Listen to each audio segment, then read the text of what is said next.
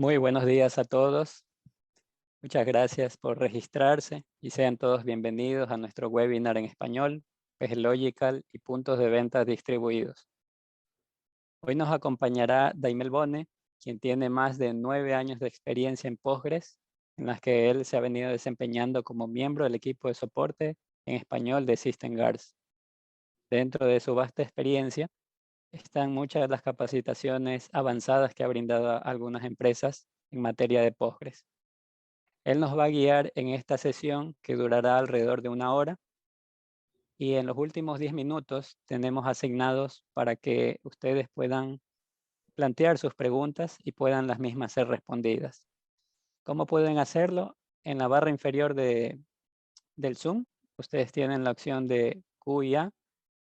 Pueden presionar allí y hacer sus preguntas. Están bienvenidos todos a formularlas. Ahora concedo la palabra a Daimel, quien nos va a presentar la siguiente conferencia.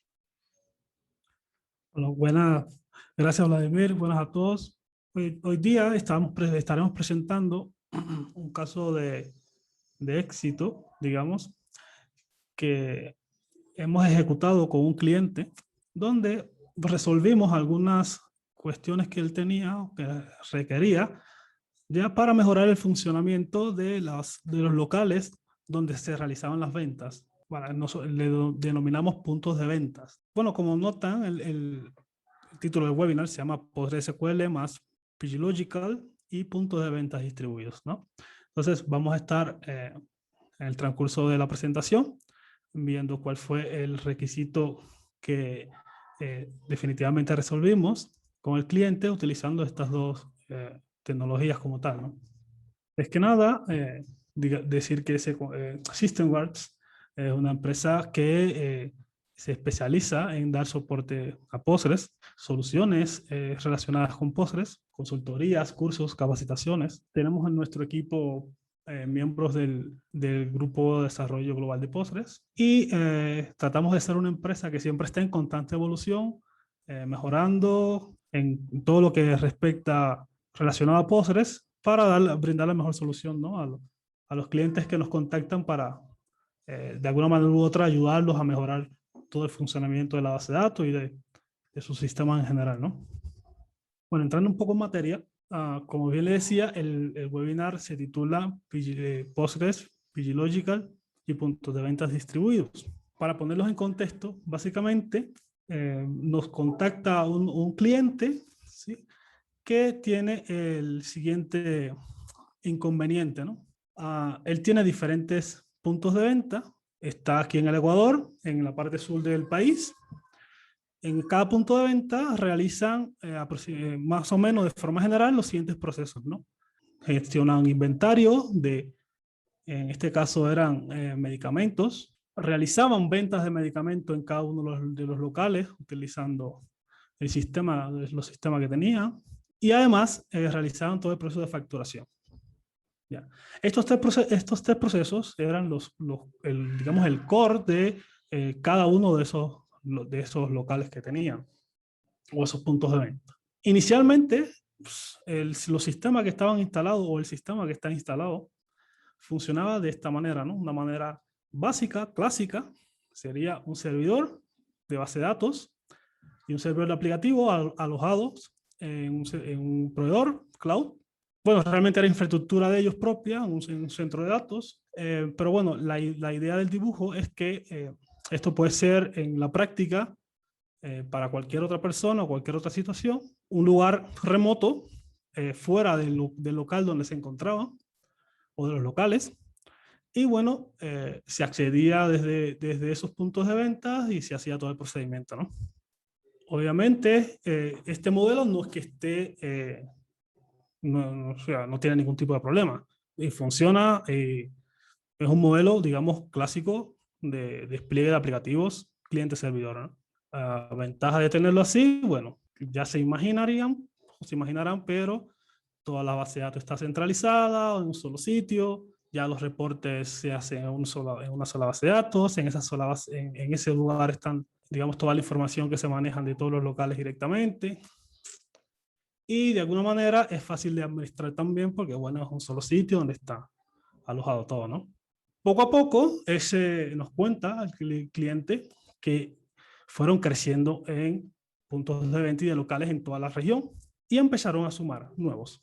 En el momento en que nos hacemos el contacto inicial, ya eran más de 40 locales en toda la zona sur del país, con potencial crecimiento, incluso a lugares donde hay, digamos, la comunicación es un poco complicada, no solamente por cuestiones, digamos, que no llega a cable ni nada, sino que geográficamente era imposible de que hubiese una buena conexión, por ejemplo, en el Ecuador, en la zona de Galápagos, ¿sí? Donde en aquel tiempo, o creo que todavía, si no estoy equivocado, no hay conexión directa por cable y todas las comunicaciones eran a través de satelitales. Entonces querían ir hacia allá, querían ir a zonas de difícil acceso donde las comunicaciones no son muy buenas, ¿no? Entonces eso le suponía un problema porque si tenían la base de datos y todos sus datos en un solo lugar, esos locales que están en esas zonas, que no son pocos, en caso de que se le interrumpiera la comunicación, pues sencillamente dejaban de funcionar. Y eso es lo que no querían. ¿Ya? Ellos querían seguir operativos, querían seguir vendiendo, seguir haciendo movimientos de stock locales, o sea, del inventario que tenga ese local o ese punto de venta, y que eventualmente, si se restablecen las comunicaciones, todo el movimiento que hayan realizado de forma local se sincroniza automáticamente con el servidor central, que ellos le denominan central, ¿no? La idea es que aún cuando cada local o cada punto de venta tenga tenga independencia suficiente para seguir operando sobre los datos y el inventario que tengan localmente, pues, ese tipo de transacciones, o sea, ese tipo de movimiento de datos locales, se sincronicen con el servidor central para temas de reportería, para el tema de movimientos de inventario entre un punto de venta y otro, etcétera, ¿sí? Esas son cosas que se quería mantener, pero con el sistema actual, el ecosistema actual que tenían era complejo. O sea, no, era imposible. Y bueno, ese fue, digamos, a grandes rasgos, el motivo del proyecto, ¿no? Bueno, nosotros empezamos a analizar la situación y llegamos a una conclusión obvia, que era instalar o de alguna manera llevar la base de datos o una sección, una parte de la base de datos, solamente aquella que le interesaba a cada uno de los puntos de venta, ¿ya? Al punto de venta directamente. En esa base de datos iban a estar todo su inventario, toda la información que necesite, ¿ya? Que tenga, que se cuente en ese punto de venta, digamos, y de esta manera pueden seguir transaccionando independientemente de que no haya conexión directa, que no haya conexión en el momento con la base de datos central, ¿no? Y un requisito fundamental es que eventualmente, si se restablece la conexión, se sincronizara automáticamente. Ahora, todo esto se puede hacer, pueden haber diferentes aproximaciones para resolver este problema. Uno puede ser utilizando o modificando el sistema, ¿ya? Que tienen instalado, y que el sistema, o sea, el software, se encargue de hacer ese tipo de sincronización. Eso suponía modificaciones al sistema, a la plataforma o a los aplicativos que ellos estaban utilizando. Y eso no era viable, ¿ya? Por diferentes razones no era viable.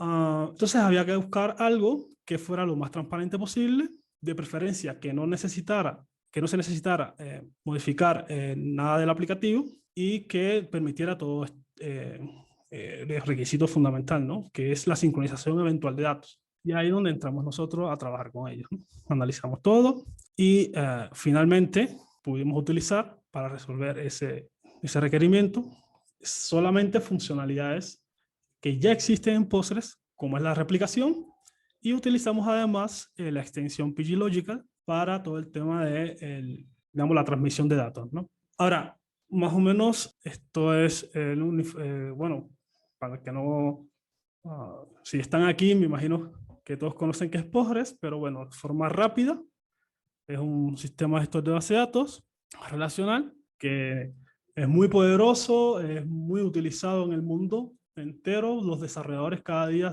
lo adoptan, ya se ha convertido incluso en determinados lenguajes y plataformas en la base de datos de referencia que se utiliza, ¿ya?, en esas plataformas. Y además, este año, o bueno, el año pasado, ganó el premio a la base de datos del año. La ganó en el año 2020, en el 2019 creo que fue MySQL, pero y en el 2018 y 2017 también Postgres ha ganado el reconocimiento de ser la base de datos del año. ¿Por qué? Por las prestaciones que tiene, la innovación que, o sea, incorpora todos los años, la forma de desarrollo, la calidad del código, la adopción en el mundo empresarial, etcétera, ¿no? Eso es Postgres, ¿ya? Nos brinda mucho y una de las grandiosas cosas que tiene es que es open source, ¿no? La otra tecnología que utilizamos fue PGLogical. Bueno, PGLogical en sí es una extensión que fue desarrollada, que es activamente desarrollada por una empresa llamada Second Quadrant, ahora creo que EnterpriseDB, y se creó para incorporarle la funcionalidad de la replicación lógica a Postgres. E incluso antes de que se incorporara esta funcionalidad en el núcleo de Postgres, en el core de Postgres, a partir de la versión 10. Digamos que PGLogical es la base de todo el desarrollo que se realizó luego para la inclusión de la replicación lógica nativa a partir de Postgres 10. Tiene conceptos similares, ¿ya? Solamente que la implementación de los desarrolladores en Postgres 10, a partir de Postgres 10, es un poco diferente, pero básicamente tanto la replicación nativa como PGLogical utiliza un modelo de publicación-suscripción. El proveedor de datos publica datos y existen uno o muchos suscriptores que se suscriben, ¿ya?, a este conjunto de datos publicados y pueden empezar a consumirlos, ¿sí? Bueno, no utiliza triggers, no hay necesidad del uso de triggers, igual que la replicación nativa.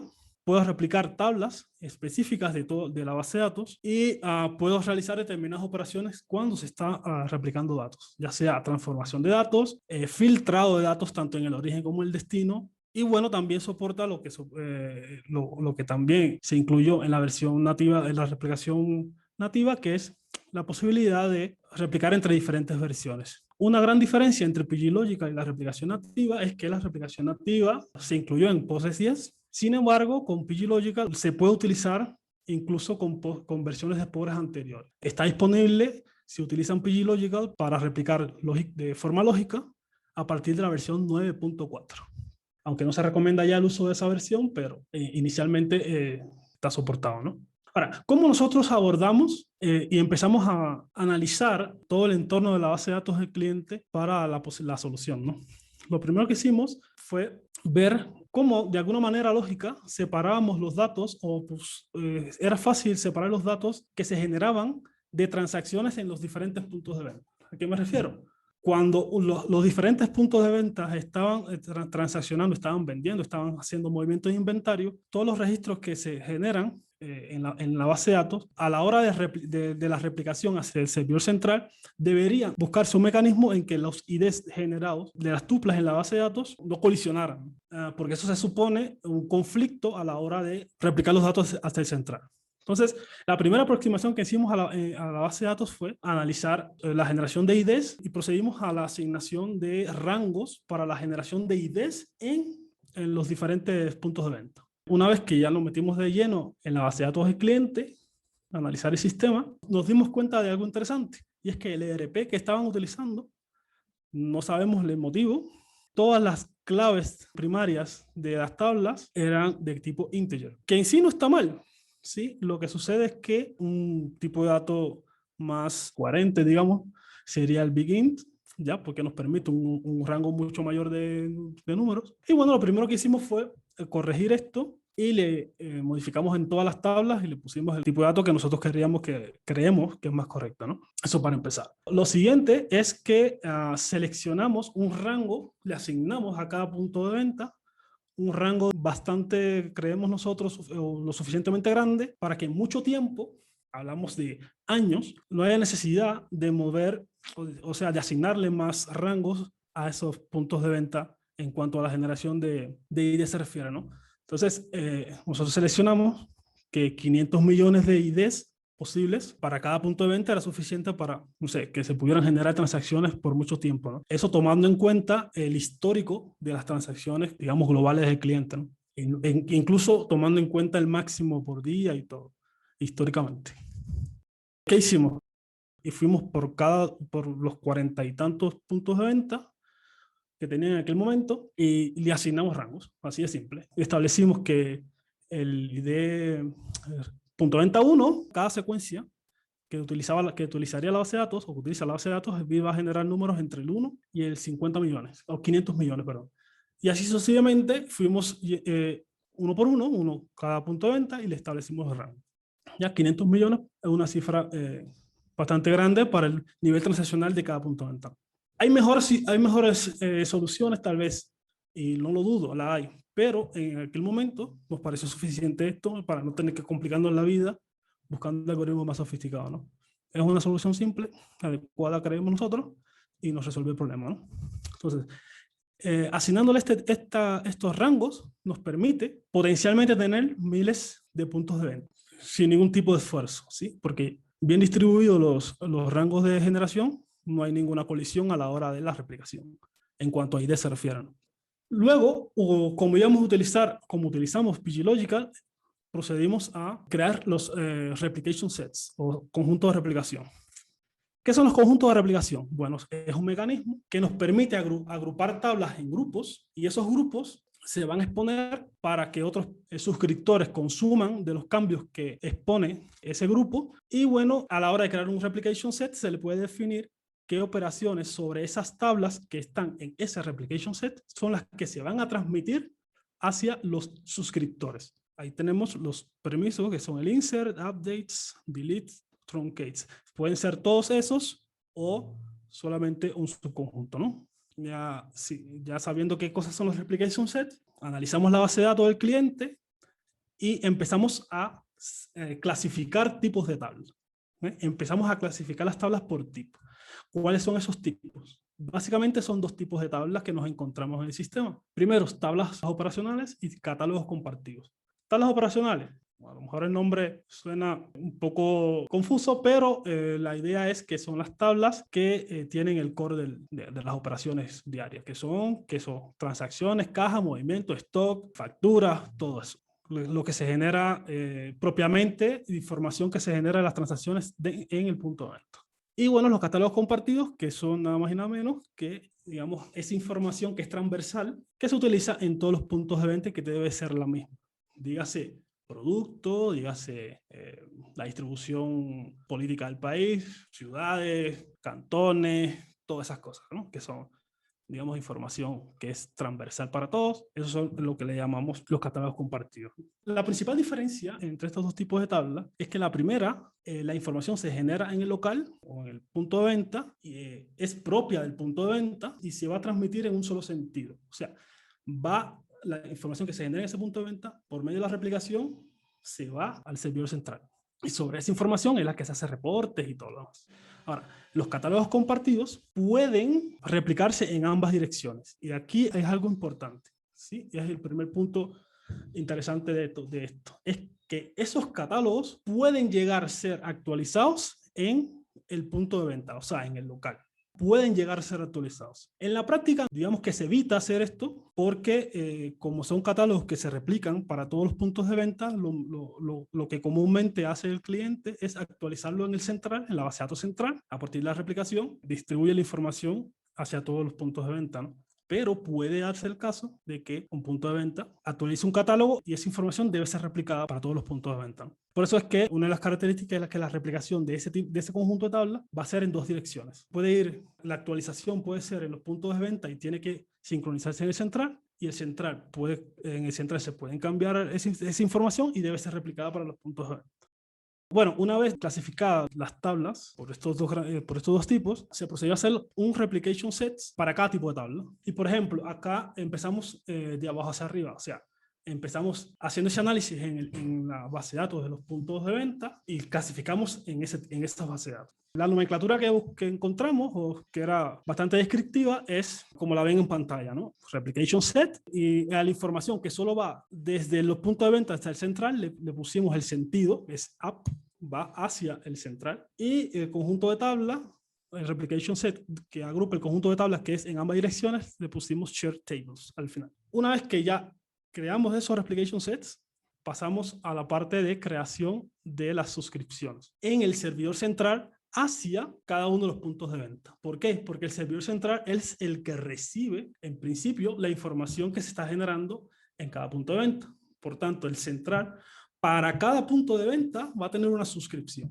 Ya, él se va desde el central nos suscribimos directamente a cada punto de venta. En este caso eran 40, tuvimos que crear 80 suscripciones porque cada punto de venta va a tener 2 replication sets inicialmente, ¿sí? Serían 80 suscripciones para los puntos de venta, ¿no? Y automáticamente cuando se creó empezamos a recibir los datos que se generaban en cada punto de venta, ¿no? Y más o menos quedó así. Noten la dirección de las flechas es para donde va la información, ¿no? Esa configuración fue para recibir los datos desde los puntos de venta, pero como les decía, hay un replication set que en este caso termina en share tables, que es bidireccional, o sea, en ambas direcciones. Teníamos que hacer exactamente lo mismo que hicimos en la base de datos de cada punto de venta en la base de datos central. Fuimos a la base de datos central, al servidor central. Para cada punto de venta se ejecutó esta sentencia SQL, lo que permite es que el central se suscriba a 2 publicaciones que están creadas en cada punto de venta. Eso es básicamente, para cada punto de venta se ejecutó esta acción, cambiando el IP y poco más. Les comentaba, como también hay modificaciones que se pueden hacer en el central que las recibe el punto de venta, ya sea por catálogos generales y otras tablas que necesitan que sean enviadas, que no se modifican en los puntos de venta, pero sí, si se modifica en el central, se necesita que esa información se replique hacia cada punto de venta. También ese trabajo lo tuvimos que hacer en el servidor central, ¿no? El mismo procedimiento. Verificamos las tablas, vimos cuáles son las que se modifican, cuáles son las que necesitan ser transmitidas, cuáles son las que se necesitan que sean bidireccional, la información bidireccional, y se clasificaron en esos 2 mismos grupos. Se crearon nuevamente los replication sets. Esta vez al primero, en vez de nombrarlo up, esta vez los nombramos con la palabra down, ¿no? Que básicamente lo que significa es que hay determinadas tablas que necesitan ser transmitidas, la información, cuando se modifiquen a cada punto. Y bueno, al crear también una suscripción, una publicación para tablas compartidas o shared tables, se completa el ciclo de el doble sentido de aquellas tablas que la información, digamos, que se pueda modificar en ambos lados, ¿no? Una vez creadas estas 2 suscripciones en el servidor central, hubo que indicarle a cada punto de venta, a cada base de datos Postgres que teníamos instalado en cada punto de venta, que se suscribiera al servidor central en estos 2 replication sets, que ahí le iban a llegar la información necesaria para el punto de venta, ¿no? Y básicamente, lo mismo que en el... Bueno, aquí hay un pequeño errorcillo. Estas 2 sentencias se crearon en la farmacia. Ya se ejecutaron en la farmacia, no en el central. ¿Okay? Aquí en la descripción la primera, ¿no? Estas 2, cambiándole la IP, que apunte al servidor central, se ejecutaron estas 2 sentencias en cada base de datos de los puntos de venta, ¿no? Una vez que terminamos con el análisis probado en el laboratorio, que funcionaba todo, con todas las casuísticas y tratando de simular al menos un amplio margen de escenarios, salimos a producción. Cuando salimos a producción, ya el cliente había crecido un poco más, ya tenía más de 60 puntos de venta, hoy tiene más de 90 y creciendo. Y de inmediato se logra estabilizar la comunicación y la operatividad de cada punto de venta. De inmediato. O sea, ya no hay problemas con que los puntos de venta estén sin conexión un tiempo, porque automáticamente cuando se resolvía la comunicación, los datos se actualizaban y se iban al central y se empezaban a recibir datos y la comunicación fluía entre todos los puntos de venta y el central sin ningún tipo de problema. Si les digo que todo nos salió perfecto, no. Porque pocos días después que lanzamos el servicio a producción, nos topamos con algunas cosas que no nos salieron tan bien. Le llamo novedades para no decir que son puntos no tan positivos. Y uno de los principales fue que de alguna forma el servidor central se sobrecalentó, pero en exceso. Algo habíamos hecho que no pudimos prever en el laboratorio, que provocó de forma abrupta, una vez que nosotros pusimos el sistema en producción, el sobrecalentamiento del servidor. Y sin causa aparente, o sea, el hardware estaba bien, todo parecía indicar que hay algo en el funcionamiento de Postgres, una vez que nosotros pusimos todo en producción, que empezó a provocar el sobrecalentamiento. Y de inmediato, una vez que pusimos también en producción, se empezó a ver un consumo un poco excesivo, principalmente en los picos en el día del proceso de Postgres. Consumía casi todo el CPU. Ese era un problema. Estuvimos al pie de guerra ahí cuando detectamos todo esto, ¿no? Y literalmente el servidor llegaba a temperaturas bastante altas, que no eran normales. Entonces, ya empezábamos a sospechar que estábamos en una situación no común, ¿sí? No común, no solo para la solución, sino de funcionamiento de Postgres, porque hacíamos todas las averiguaciones del sistema operativo, hardware y todo, nos marcaba todo correcto. Entonces, ya empezamos a sospechar de que hay algo que no estaba bien, ¿ya? Y no con la solución, sino ya más bien con el funcionamiento de Postgres. Al menos lo sospechaba. Y nos pusimos manos a la obra. Aprovechando la expertise que tenemos en el equipo, que tenemos personal que participa activamente en el desarrollo de Postgres y alianzas que tenemos con desarrolladores regionales que son líderes también en el desarrollo de Postgres, empezamos a analizar la situación y encontramos varias cosillas, ¿no? Básicamente dos. Una vez que pusimos el servicio de producción, nos topamos con algo que ya nos comenzaba a dar pistas sobre lo que sucedía. Y el primero fue la cantidad de procesos que provocó que existieran muchos puntos de venta suscritos en replicación lógica al servidor central y viceversa. Notamos que había más de 100 procesos world sender y más de 60 procesos de PG Logical Apply. ¿Qué significaba esto? Que efectivamente le estaba costando mucho al servidor de Postgres manejar este tipo de el envío de la información de replicación para cada punto de venta, ¿no? Igual que aplicar los cambios que venían de todos esos puntos de venta a medida que estaban transaccionando, ¿no? Gracias a uno de los top desarrolladores latinoamericanos de Postgres, que contribuidor activo y core developer de Postgres, que Álvaro Herrera de Chile, que nos ayudó mucho en el equipo, pudimos hacer un análisis ya de cómo se estaba ejecutando Postgres en el servidor central. Y ahí nos dimos cuenta, sale a la vista el problema, ¿sí? Y el problema está exactamente en un proceso que hace Postgres que no estaba optimizado, ¿ya?, para la carga de trabajo que nosotros le estábamos generando, ¿ya? Y era un proceso muy específico que controlaba el acceso a algunos recursos de memoria que no estaba optimizado, ¿sí? Y nosotros pusimos a Postgres, digamos que lo estábamos explotando al máximo, ¿no? Y como ven en la imagen, del 89% del uso de procesador del proceso de Postgres, el 68.1% estaba en un proceso digamos, de bloqueo de memoria, de acceso a memoria, y que eso es lo que provocaba que el servidor se sobrecalentaba, porque no estaba optimizado. Y hacía muchos ciclos de procesador y entonces el aumento de la temperatura, ¿no? Detectado el error, todo acabó en una solución y un parche disponible en este URL, lo pueden ver, está subida para que la comunidad lo utilice. Esto está en discusión, ya está en el commit fetch, aunque todavía no se ha puesto directamente en el código de Postgres oficial. Nosotros sí al cliente le parchamos el Postgres, le generamos los binarios y lo está utilizando. Y automáticamente que se le aplicó el parche, el servidor empezó a funcionar de la manera que nosotros esperábamos, que es sin ninguna sobrecarga excesiva y todo tranquilo, ¿no? Esto es una de las cosas que nos aportó, ¿sí?, este tipo de soluciones. Descubrimos algo y al ser Postgres open source y tener los conocimientos necesarios y la ayuda necesaria para poder solventarlo, bueno, se contribuye a la comunidad, ¿no? Y eso es interesante. Otra de las cuestiones que nos decía el cliente era que tenía potencial de crecimiento, ¿ya? El negocio de él iba tan bien que podía abrir muchísimas más puntos de venta a lo largo de todo el país, ¿sí? Entonces nos plantea la pregunta, oye, ¿cómo yo puedo escalar esta solución? ¿Sí? Porque ahorita tengo un central, bueno, con su respectivo backup, pero en la práctica todos los puntos de venta estaban recibiendo y escribiendo información de un solo servidor. Entonces dice, bueno, yo quiero crecer 3 veces, 4 veces, me estoy proyectando a abrir muchos más locales a lo largo de todo el país, ¿no? ¿Cómo yo lo hago? ¿Cómo se hace? ¿Qué hicimos? Bueno, modificamos un poco actualmente la solución, y es como lo estamos, digamos, llevando ahora, y es que en vez de tener un central, ahora tenemos 2, pero lo utilizamos de la siguiente manera. Para no sobrecargar, o sea, para tratar de distribuir un poco la carga entre todos los puntos de venta, distribuirlo a lo largo del país en diferentes centrales, lo que hicimos fue crear un nuevo central, o sea, un nuevo nodo, y lo replicamos, o sea, ponemos que se replique desde el actual central, ¿no? Mediante replicación lógica, o sea, todas las tablas de la base de datos todos los datos van a ir a parar al central 2 mediante replicación lógica. Y lo que hicimos fue desviar entonces el envío de información que se modifica en el central hacia algunos puntos de venta. Inicialmente fue así. Entonces, ya el central, digamos el 1, solamente sería el encargado de recibir los datos y entonces el central 2 a determinados puntos de venta le enviaría los datos de las modificaciones.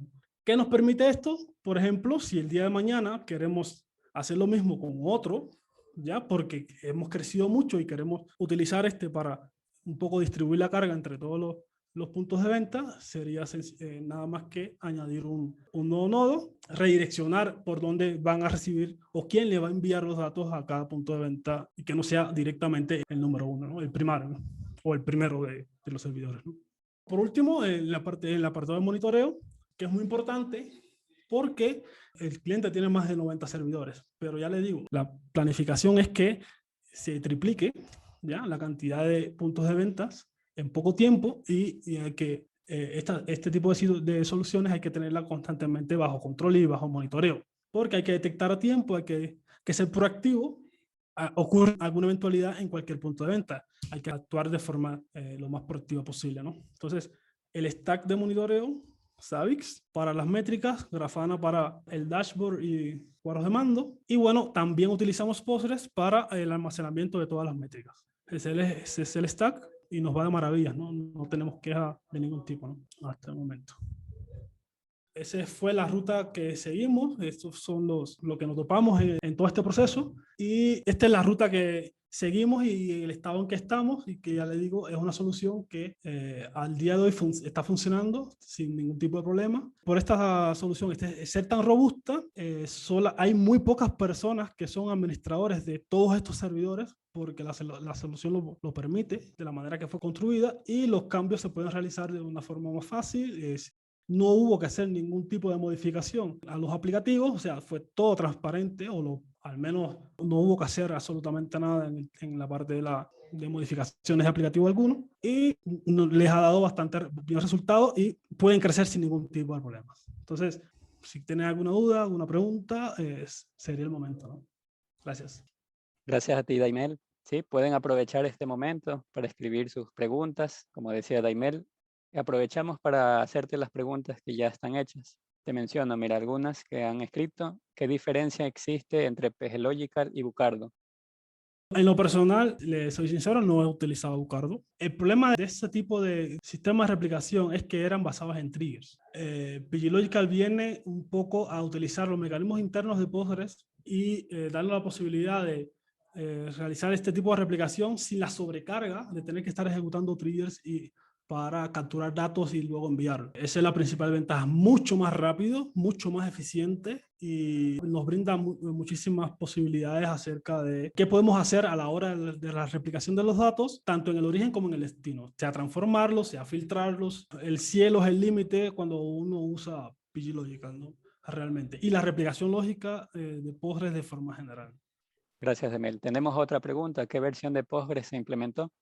Inicialmente estaba en Postgres 11 y hace un tiempo lo actualizamos al 12. Listo.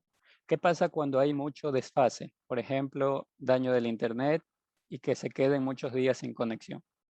En la práctica no nos ha quedado días sin desconexión. Si detectamos o el cliente detecta que hay un punto de venta que se va a quedar mucho tiempo por afectación del servicio, lo que se hace es que se detiene ese punto de venta. O sea, no se procede a seguir vendiendo ahí. Porque a la larga eso va a provocar más problemas que beneficios cuando se restablezca la información, ¿no? Lo normal es que las interrupciones sean de horas, no de días. Ya cuando es de días, más vale reclonar tal vez toda la base de datos y es mucho más eficiente. Ya cuando son días, no lo hemos tenido, por suerte, han sido interrupciones temporales y esas sí se resuelven perfectamente, sin ningún tipo de problema. Tenemos una pregunta que nos hicieron por email. Tienen una duda si al trabajar con su sistema en varios puntos de venta es una buena opción aplicar más memoria y aplicar un tuneo a la base de datos dockerizada en la nube para obtener un buen rendimiento o qué arquitectura debería aplicar.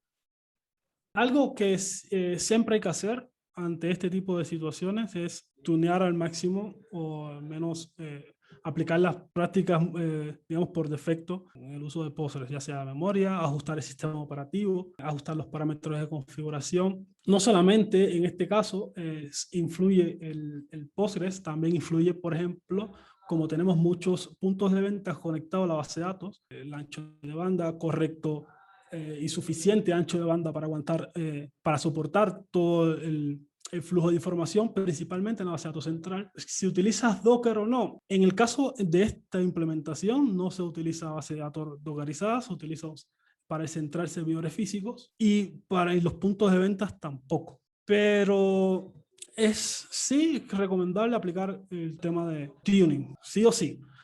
Nos hemos topado bastante de que vamos a sitios, ¿ya?, que tienen problemas con el motor de base de datos por rendimiento, por lo que sea, y lo primero que nos encontramos a veces es que tienen las configuraciones por default o determinadas configuraciones no las han modificado un poco, ¿no?, que debería. Y sí, es muy recomendable, sí, hacer el tuning. Eso es fundamental. Gracias, Daimel. Tengo otra pregunta. Acerca del parche, ¿no se había probado carga? Buena pregunta. El problema está en que en el laboratorio, de alguna manera u otra, simular eran 120 replication slots creados en el servidor de Postgres con un nivel transaccional de cada uno en el horario pico de las ventas de cada uno de los puntos de venta. No nos fue posible. E incluso notamos ahí que fue dada la solución que implementamos, descubrimos un funcionamiento que pudo ser mejorado en Postgres, ¿no? Entonces, sí, yo creo que nosotros fuimos un poco los que presionamos a los primeros, creemos, que presionamos a Postgres en ese ámbito específico del funcionamiento, que es tener muchísimos réplicas lógicas, replicando muchas tablas y a la vez, y entonces nos topamos con eso, ¿no? Es algo que definitivamente no teníamos pensado, pero bueno, por suerte y gracias a que Postgres es open source, pudimos resolverlo, ¿no? En cualquier otro gestor de base de datos estuviéramos literalmente, como se dice acá, fregados. Tenemos otras preguntas. Mira, ¿cuántas suscripciones empezó a fallar? ¿Con cuántas suscripciones empezó a fallar? Es que todas se crearon a la misma vez, no te puedo decir, no tengo ese dato. O sea, fueron más de 60 servidores, cada uno 2 suscripciones al servidor principal, serían unas 120. Y por cada replication set, unas cuantas tablas estaban replicando información. Entonces, sí fue una prueba bastante buena, bastante interesante. Lo que no te sé decir es que no tengo el dato, realmente. Fue que nos dimos cuenta ya cuando teníamos todo arriba. Aquí hay otra pregunta. Con la gran evolución que tienen los servicios cloud, ¿cómo ven la solución que ustedes implementaron frente a una solución de base de datos Postgres centralizadas en cloud, como AWS, Azure, Google, etcétera? Lo interesante de esto es que la solución no está dada si la base de datos central está in-house o está en cloud. Nosotros utilizamos básicamente funcionalidades que te la brinda el Amazon RDS, por ejemplo, o la versión o el sabor de Postgres de Microsoft. Pudiéramos haber implementado esta solución si el servicio estuviera en cloud, igual, ¿ya? Solamente que en este caso el cliente tenía su infraestructura, ¿no? Si funciona bien o peor, yo diría que la solución va a ser la misma, o por lo menos la que nosotros implementaríamos es la misma, y todo entonces vendría condicionado a que también ese servicio de cloud funcione. Por el momento nosotros, teniendo la infraestructura in-house, no tenemos problema. Ya, no significa que a lo mejor mejore si se implementa lo mismo en una situación, en un proveedor de cloud, ¿no? No Muy tengo bien. mucha respuesta para eso. Sería depende, básicamente. ¿Es recomendable correr mi base de datos Postgres sobre contenedores? ¿Opinión personal o...? Porque, a ver, acá en el Ecuador he visto proveedores muy buenos, o sea, hay buenas personas que tienen infraestructura para ejecutar un servidor físico de Postgres sin ningún tipo de problema. Y lo puedes hacer en un servidor en la nube de Docker. El gran conflicto, yo creo, siempre, la gran decisión que hay que tomar es si quieres tú manejar tus datos, quieres tú tener todo el control, puedes utilizar un servidor virtualizado o no. Lo personal, siempre y cuando los parámetros estén configurados de forma correcta y todo esté configurado de forma correcta, no hace la diferencia. La ventaja de Docker es que tal vez es más rápido configurarlo todo, porque Docker te lo permite. Yo prefiero si tengo posibilidad de ejecutar mi hardware, tengo posibilidad, yo lo ejecuto. Pero si la empresa tiene contratado un servicio en Amazon y puede montarse el Postgres en Docker, lo puede hacer sin ningún tipo de problema. Es mi opinión, ¿no? Puede ser muy diferente a cualquier otro. A pesar de la solución de base de datos, es necesario tener consideraciones especiales en el desarrollo de la aplicación para que cada punto de venta tenga su rango ID y evitar colisiones de claves primarias. En algunos casos se debería readecuar la aplicación. Por suerte, detectamos rápido que podíamos hacer la asignación de esos rangos sin tener que modificar el aplicativo. Solo sencillamente es alterar las secuencias y establecer el rango de mínimo y máximo de los IDs, ¿ya? Y no hubo que hacer más nada. Consideraciones que hay que tener. En el caso específico de esta solución, lo mejor o lo que vimos positivo es que cada punto de venta modificaba datos propios del punto de venta, ¿no? Podía recibir información de transacciones que se han generado en otro punto de venta. Por ejemplo, un cliente se registró en otro local y esa información de ese cliente se replica para todos, pero el identificador que llega asociado a ese registro es de donde se crea, ¿no? Entonces, ese tipo de información que se puede cambiar en diferentes puntos de venta era mínima. Eso era lo más importante, que se detectó rápido y se pudo trabajar muy bien en ese aspecto. Por eso es que la decisión de asignarle rangos de IDs fue una decisión que al final nos resolvió muchos dolores de cabeza, porque necesitamos buscar una forma de que los datos llegaran al servidor central sin que hubiese ningún conflicto o muy pocos conflictos, y eso se logró. Entonces, este tipo de casos o este tipo de soluciones van a la medida cuando en los lugares donde se implementan se modifica información generada en ese lugar, ¿sí? Propia de ese sitio, y evitar modificar información que se haya generado o que se modifique o que el dominio de información sea otra oficina, otro local o lo que sea. ¿Sí? Si se mantiene eso bajo control, se puede implementar en casi cualquier tipo de negocio. Gracias, Daimel. Hay una pregunta. Cuando hablas de que si hay algunos días de desfase, es mejor clonar la base de datos nuevamente, ¿qué pasaría con las transacciones que se hizo en esos días?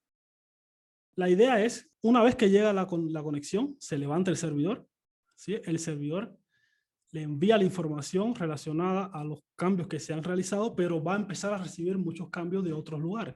Entonces, a veces es mucho más factible hacer una copia física ya cuando se termina de enviar los cambios que se han realizado en esos días que no se elaboró, que normalmente es lo que hacemos o lo que se hace. Si se sabe que el punto de venta va a estar días abajo, lo que se hace es que no se trabaja en ese lugar para evitar ese tipo de situaciones. Una vez que termine de enviar los últimos registros que se han generado, ¿ya? Lo que se hace es que lo mejor, en vez de recibir toda la información acumulada de todas las transacciones que se han realizado o que puedan tener que estar sincronizándose de todos los demás puntos de venta que se tenga que enviar a este que estuvo mucho tiempo offline, a veces es más preferible hacer una clonación desde cero. Y una vez que se tenga, se vuelve a poner en funcionamiento ese punto de venta, ¿ya? Pero ya tendría la información de todo el mundo, ¿no? Y no tendría que empezar a aplicar poco a poco el tema de la sincronización por replicación lógica. Esa fue la idea, más o menos. ¿Ya? No es que se pierdan transacciones, no, es que uno levanta ese servidor, se van al central los últimos cambios, pero él empieza a recibir los cambios de todos los demás. Y a veces, no siempre, cuando ha pasado mucho tiempo, es más fácil, corto acá y reclono todo, que va a ser más rápido. Listo, Emel, muchas gracias por tu conferencia. Les recuerdo que la grabación de esta presentación se las enviaremos vía email a los que se han registrado y esperamos que también puedan comentarnos sus opiniones sobre este webinar y los temas que les han gustado. Daimel, ¿tenías presentado el webinar, el siguiente? Sí, para terminar, Vladi, gracias. Estos son el contacto de la empresa con SystemArts en sus redes sociales. Comentarles que para clientes tenemos modalidades de brindar asesoría técnica, soporte, cursos de administración, todo el conocimiento que utilizamos para implementar ese tipo de soluciones, lo damos en cursos, ya sea administración, replicación, de todo, ¿no? Un poco. Entonces, también tenemos modalidades de servicios, ya tenemos soporte, como se nota, como se ve acá en la pantalla, con el tiempo de respuesta, yo creo que bastante aceptable y muy buenos, ¿no? Y bueno, como decía Vladimir, para finalizar, les animo a registrarse en el próximo webinar que estaría impartido o será presentado por un colega, Carlos Chapi, el 12 de agosto a las 11 de la mañana. El tema es alta disponibilidad y la búsqueda del casi 100% de servicio continuo. Les recomiendo, les voy a mostrar un procedimiento bastante interesante que creo que si utilizan Postgres es vital para el mantenimiento del servicio, ¿no? Entonces les animo a que se suscriban y hasta la próxima. Gracias por asistir. Sí, bueno, de esta manera hemos llegado al final de nuestra presentación. Apreciamos mucho su atención y gracias por estar aquí con nosotros. Que tengan una excelente tarde.